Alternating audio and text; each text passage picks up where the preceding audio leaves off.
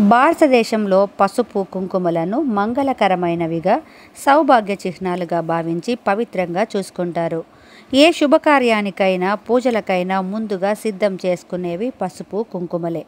పసుపులో పచ్చి పసుపు, కస్తూరి పసుపు, ఛాయ పసుపు కొమ్ములు, దుంప పసుపు అని పలు రకాలు. అలాగే కుంకుమలో పలు రకాలు ఉన్నాయి. ఎరుపు, ముదురు ఎరుపు, సింధూరపు రంగు, మీనాక్షి కుంకుమ. ఇది మొగలి పువ్వుల సువాసనతో ఉంటుంది. ఎక్కువగా వాడుకలో ఉన్నవి ఈ కుంకుమలు మాత్రమే. కానీ కుంకుమలో ఆకుపచ్చ రంగు కుంకుమ గురించి ఎప్పుడైనా విన్నారా? దీనినే కుబేర పచ్చ కుంకుమ అంటారు. కుబేర పచ్చ కుంకుమ ప్రత్యేకత కలది. ఆ కుంకుమని ఎలా పూజించాలో కూడా తెలుసుకుందాం. పురాణాలలో వర్ణింపబడిన ఈ కుంకుమ కుబేరునికి ప్రీతికరమైనవి. అలాగే ప్రీతికరమైన రంగు కూడా ఈ పచ్చరంగే. దీని గురించి శివపురాణం ఇలా వివరిస్తోంది. పరమశివుని భక్తుడైన కుబేరుడు ఒకసారి కైలాసానికి వెళ్ళాడు. ఏకాంతంగా ఉన్న శివపార్వతులను చూశాడు. నిత్యం దేవిని పవిత్రంగా ఆరాధించే కుబేరుడికి ఆనాడు అంబికను దర్శించగానే కామ వికారానికి లోనయ్యాడు. ఒక్క క్షణం ఆవిడను తన భార్యగా ఊహించుకున్నాడు. సర్వం తెలిసిన సర్వేశ్వరునికి కోపం వచ్చింది.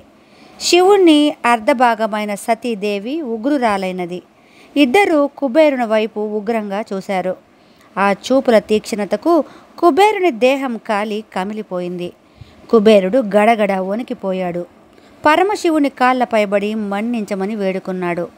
మా ఇద్దరి కోపం వలన ఏర్పడిన ఈ ఉగ్రత మా ఇరువురి శాంత స్వరూపాలు ఒకటైనప్పుడు చల్లదనంగా మారుతుంది. ఆ చల్లదనమే నీ దేహాన్ని తాకి నీ చర్మం కమిలిపోవడం తగ్గి మామూలు రూపం లభిస్తుంది అని పరమేశ్వరుడు దీవించాడు కుబేరుణ్ణి. పరమేశ్వరుడే గతి అని స్తోత్రాలతో స్తుతించసాగాడు.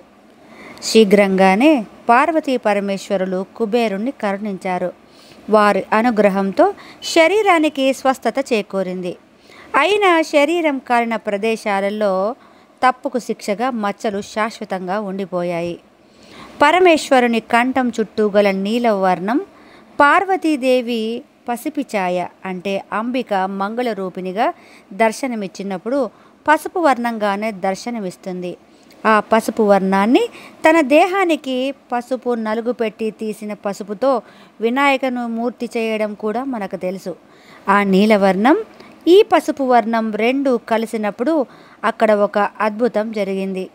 ఆ రెండింటి కరుణా కిరణాలు పడిన ప్రదేశంలోని మట్టి అంతా ఆకుపచ్చగా మారిపోయింది.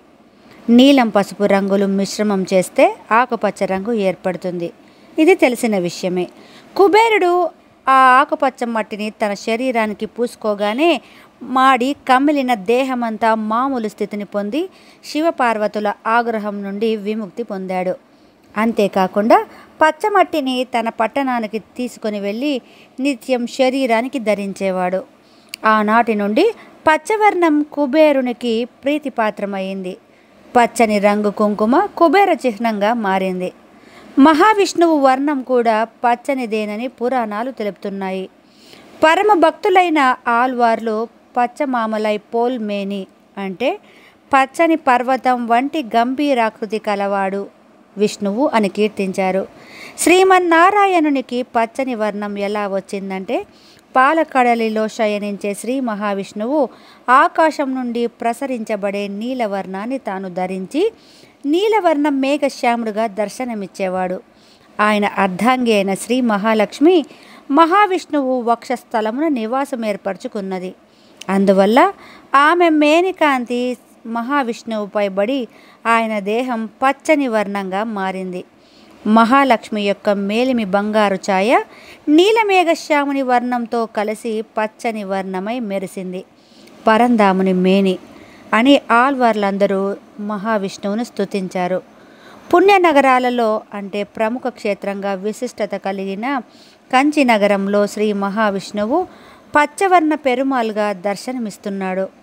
పరంధాముడు భార్గవి సమేతంగా అనుగ్రహించడాన్ని తీసుకున్న పార్వతీ పరమేశ్వరులు అనుగ్రహించినట్లు తీసుకున్న పచ్చని రంగు మంగళకరము శుభప్రదం అయింది. పచ్చవర్ణ సాల గ్రామమును సాక్షాత్తు నారాయణ స్వరూపంగా పూజిస్తారు. పచ్చవర్ణ మరకత లింగాన్ని ఆరాధించడం వలన కలిగే శుభాలు మనకి తెలుసు. పచ్చవర్ణం ఐశ్వర్యానికి చిహ్నమైనందున సిరి సంపదల కోసం ప్రార్థించే ఆలయాలలో, కుబేరుని ఆలయాలలోనూ ఆకుపచ్చ రంగు కుంకుమనే ప్రసాదంగా వినియోగిస్తారు. మంగళకరమైన పచ్చవర్ణ కుంకుమ ఉండే స్థలంలో మహావిష్ణువు, మహాలక్ష్మి కలిసి నివసిస్తారు. పార్వతీ పరమేశ్వరులు కూడా కరుణతో ఆశీర్వదిస్తారు. కుబేరుని అనుగ్రహం కలుగుతుంది. ఇందరి దేవతల అనుగ్రహం లభించే చోట ఎల్లప్పుడూ సుభిక్షంగానే ఉంటుంది. సర్వశుభాలు కలుగుతాయి. తలచిన కార్యాలు సఫలీకృతం అవుతాయి. కాబట్టి పచ్చవర్ణ కుబేర కుంకుమను ధరించడం మనకెంతో మంచిది.